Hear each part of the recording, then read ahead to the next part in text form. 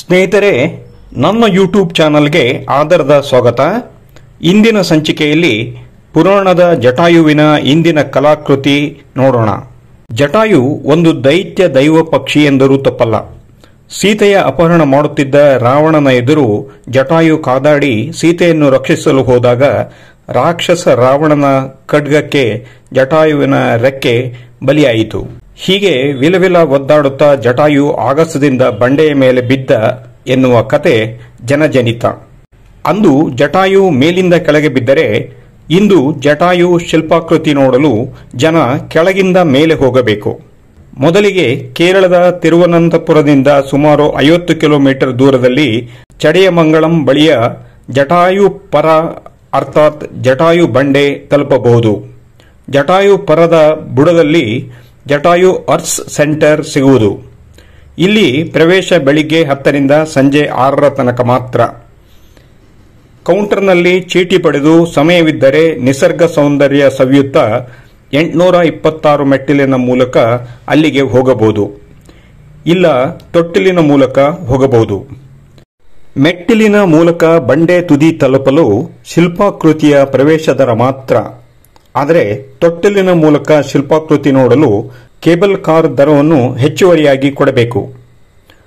Ticket ಪಡೆದ ನಂತರ cable ಕಾರ್ಗೆ ಹೋಗುವವರು ಕೌಂಟರ್ನ ಎಡಭಾಗದಿಂದ ಹವಾನಿಯಂತ್ರಿತ ಮತ್ತು ಭದ್ರತಾ ವ್ಯವಸ್ಥೆ ದಾಟಿ ಹೋಗಬೇಕು. ಪ್ಲಾಸ್ಟಿಕ್ ತಿಂಡಿ ತಿನಿಸು ತೆಗೆದುಕೊಂಡು ಹೋಗುವಂತೆ ಇಲ್ಲ. ಕೇಬಲ್ ಕಾರ್ನಲ್ಲಿ ನೂಕು ನುಗ್ಗಲು ಆಗದ ಹಾಗೆ ಮಾಡಲು ಪ್ರವಾಸಿಗರನ್ನು ಕಾಯುವ ಸಭಾಂಗಣದಲ್ಲಿ ಸ್ವಲ್ಪ ಹೊತ್ತು ಕೂರಿಸುತ್ತಾರೆ. ನಂತರ ತಂಡ ತಂಡ ಮಾಡಿ ಇನ್ನೊಂದು ವಿಶಾಲ ಹಾಲ್ಗೆ ಕಳಿಸುತ್ತಾರೆ. ಇಲ್ಲೂ ಕುಳಿತುಕೊಳ್ಳುವ ವ್ಯವಸ್ಥೆ ಇದೆ. ಜೊತೆಗೆ ಕುಡಿಯುವ ನೀರು, ವಿವಿಧ ಪಾನೀಯ, ಉಪಹಾರ ಸಹ ಲಭ್ಯವಿದೆ. ಹಾಗೆಯೇ ಶುಚಿಯಾದ ಶೌಚಾಲಯ ಸಹ ಇಲ್ಲಿದೆ. ಸ್ವಲ್ಪ ಕಾದ ಮೇಲೆ ಇನ್ನೊಂದು ಅಂತಸ್ತಿನಲ್ಲಿ ಸರದಿಯಲ್ಲಿ ಕೇಬಲ್ ಕಾರ್ಗೆ ನಿಂತು ಕಾಯಬೇಕಾಗುತ್ತದೆ. ಒಂದೇ ಬಣ್ಣದ 4 ಕೇಬಲ್ ಕಾರ್ನ ಸೆಟ್ ಮೇಲೆ ಏರುತ್ತಿದ್ದ ಹಾಗೆ ಇನ್ನೊಂದು ಬಣ್ಣದ ಇನ್ನೊಂದು ಸೆಟ್ ಕೆಳಗೆ ಇಳಿಯುತ್ತಾ ಬರುತ್ತದೆ. ಹೀಗೆ ನಿರಂತರವಾಗಿ ಒಂದು ಕೇಬಲ್ ಕಾರ್ನಲ್ಲಿ 4 ರಿಂದ 6 ಜನರನ್ನು ತುಂಬಿಕೊಂಡು ಮೇಲೇರುತ್ತದೆ. ಗುಡ್ಡಕ್ಕೆ ಹೋಗುವ ದಾರಿಯ ಎಡ, ಬಲ, ಹಿಂದೆ, ಮುಂದೆ, ಕೆಳಗೆ, ಮೇಲೆ ಸುಂದರ ನೋಟ ನೋಡುತ್ತಾ ಸಾಗುವಾಗ ಖುಷಿ ಕೊಡುತ್ತದೆ. ಮೇಲೆ ಹೋಗುವಾಗ ಪಕ್ಕದಲ್ಲಿಯೇ ಇಳಿಯುವ ಕೇಬಲ್ ಕಾರ್ ಹೋಗುತ್ತಿರುತ್ತದೆ. ಹಾಗೆಯೇ ನೋಡುತ್ತಾ ತಲೆ ಎತ್ತಿದರೆ ಜಟಾಯು ತಲೆ ಸಹ ಕಾಣಿಸುವುದು. ಕೇಬಲ್ ಕಾರ್ನಿಂದ ಇಳಿದು ಸ್ವಲ್ಪ ಮೆಟ್ಟಿಲು ಹತ್ತುತ್ತಿದ್ದ ಹಾಗೆ ವಿಶ್ವದ ಅತಿ ದೊಡ್ಡ ಪಕ್ಷಿ ಶಿಲ್ಪ ಕಲಾಕೃತಿ ಜಟಾಯು ಕಾಣುವುದು. ಇದು 200 ಅಡಿ ಉದ್ದ, 150 ಅಡಿ ಅಗಲ ಮತ್ತು 70 ಅಡಿ ಎತ್ತರದ ಕಲಾಕೃತಿ. ಶಿಲ್ಪಿ ರಾಜೀವ್ ಅಂಚಲ್ ರವರು ಜಟಾಯು ಭೂಮಿಗೆ ಬಿದ್ದಾಗ ಇದ್ದ ಸ್ಥಿತಿಯನ್ನು ಬಿಂಬಿಸುವ ಹಾಗೆ ಇದರ ತಲೆ, ಕೊಕ್ಕು, ಕಾಲು, ರೆಕ್ಕೆ ಇದರ ರಚನೆ ಮಾಡಿದ್ದಾರೆ. ಜಟಾಯುವಿನ ದೇಹ ಭಾಗದಲ್ಲಿ ಕಚೇರಿ, ಥಿಯೇಟರ್, ಕುಡಿಯುವ ನೀರು ಇತ್ಯಾದಿಗಳು ಆಕೃತಿಗೆ ಭಂಗ ಬರದ ಹಾಗೆ ಕಲಾಕೃತಿ ಮಾಡಿದ್ದಾರೆ.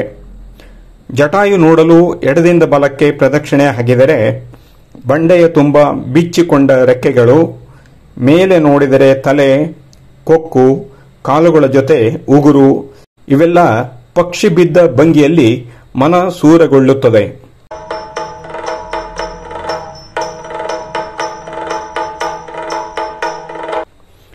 ಒಂದು ಕಡೆ ಜಟಾಯುವಿಗೆ ಮೋಕ್ಷ ಕೊಟ್ಟ ಶ್ರೀರಾಮನ ಪಾದದ ಗುರುತು ಬಂಡೆಯ ಮೇಲೆ ಇದೆ. ಅದನ್ನು ರಕ್ಷಿಸಿ ಇಡಲಾಗಿದೆ. ಅದರ ಜೊತೆಗೆ ಜಟಾಯು ಬಂಡೆಯ ಪಕ್ಕದ ಬಂಡೆಯ ಮೇಲೆ ಕೋದಂಡರಾಮನ ಸನ್ನಿಧಿಯೂ ಇದೆ. ಸುತ್ತಲೂ ಸುತ್ತಿ ಬಂದು ಕೋದಂಡರಾಮ ಗುಡಿ ನೋಡಿಕೊಂಡು 1000 ಅಡಿ ಎತ್ತರದ ಬಂಡೆಯ ಮೇಲಿಂದ ನಿಸರ್ಗದ ಸೊಬಗನ್ನು ಸವಿಯಬಹುದು. ಬಂಡೆಯ ಮೇಲಿಂದ ಕೇಬಲ್ ಕಾರ್ಗಳ ಸೆಟ್ ಹೋಗಿ ಬರುವುದನ್ನು ಸಹ ನೋಡಬಹುದು.